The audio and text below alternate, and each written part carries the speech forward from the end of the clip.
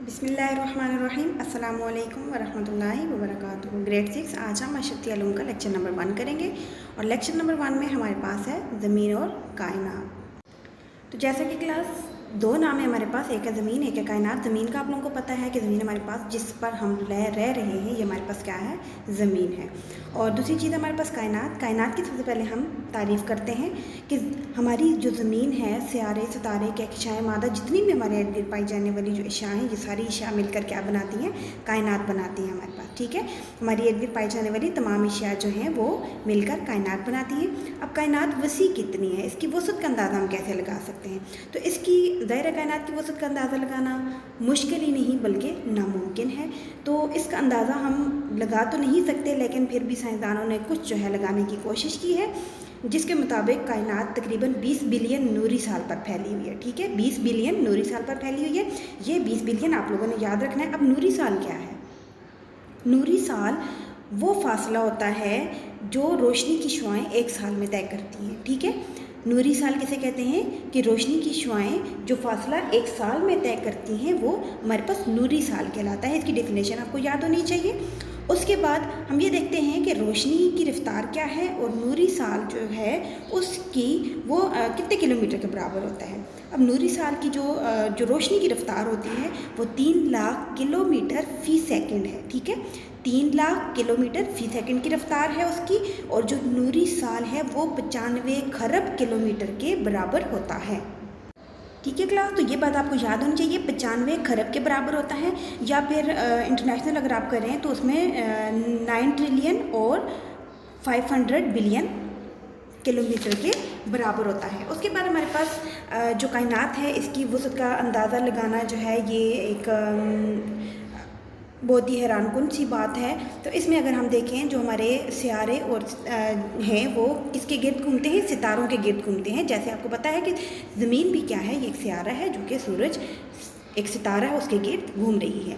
तो कायनात में खरबों सितारे मिलकर, ठीक है, खरबों सितारे मिलकर एक चुंगटा बनाते हैं जिसे कहकशां कहा जाता है। और कायनात में जो है बहुत सारी कहकशाएँ मौजूद हैं और हमारी जो कायनात है इसमें तकरीबन 100 खरब कहकशाएँ मौजूद हैं।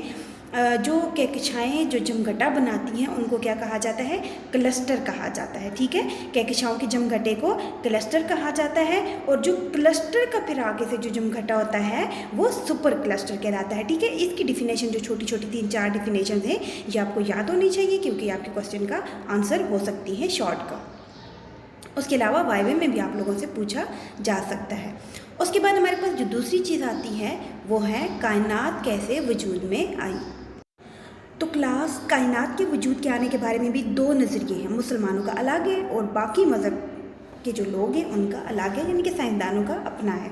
अब ज़ाहिर है जो लोग हैं उनके ज़हनों में हज़ारों किस्म के सवालात पैदा होते हैं कि ये कायनात जो है कैसे बनी, कैसे वजूद में आई, किस किस तरीके से ये सारा प्रोसेस हुआ। तो इसके बारे में जो साइंसदान है वो क्या कहते हैं, साइंसदान इसके बारे में कहते हैं जो एक नज़रिया पेश करते हैं, ठीक है, कायनात के बारे में, उस नज़रिए को नज़रिया बिग बैंग कहा जाता है, जिसमें वो कायनात के मतलब बताते हैं कि कायनात हमारे पास जो है कैसे वजूद में आई।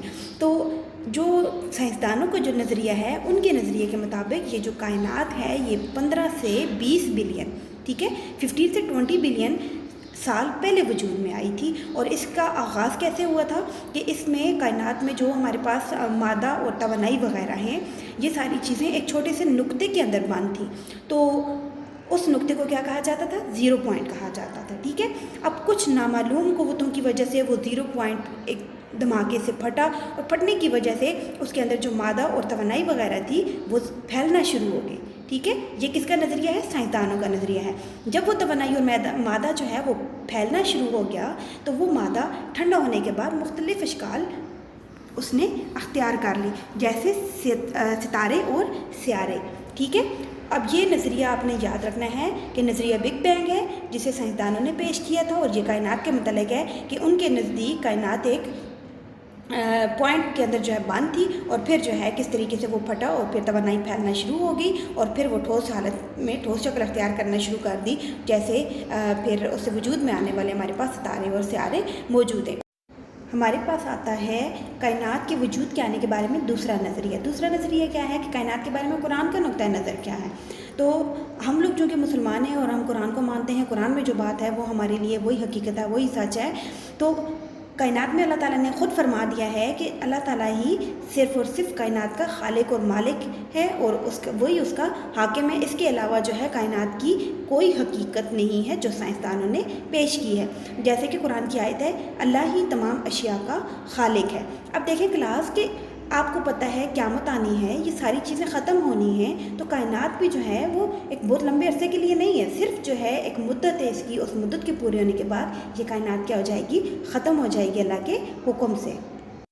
جیسا کہ قرآن کی دوسری آیت یہاں پر بیان کی گئی ہے کہ ہم نے زمین اور آسمانوں اور ان کے درمیان جو کچھ موجود ہے نہ صرف تخلیق کیا بلکہ ایک خاص مقصد کے لیے اور ان سب کا ایک انجام ہے. تو ہمیں کیا ہے اس پر یقین رکھنا ہے کہ کائنات جو ہے اور اللہ تعالیٰ نے بنائی ہے اور ایک مدت ہے، اس مدت کے بعد یہ ختم ہو جائے گی. تو کلاس اس کا ہوم ورک یقیناً آپ لوگوں نے کر لیا ہوگا، کوشچن نمبر 1 اور 2. تو اس کو آپ لوگوں نے یاد کرنا ہے، اور جن بچوں نے کام نہیں کیا انہوں نے اپنی نیٹ کا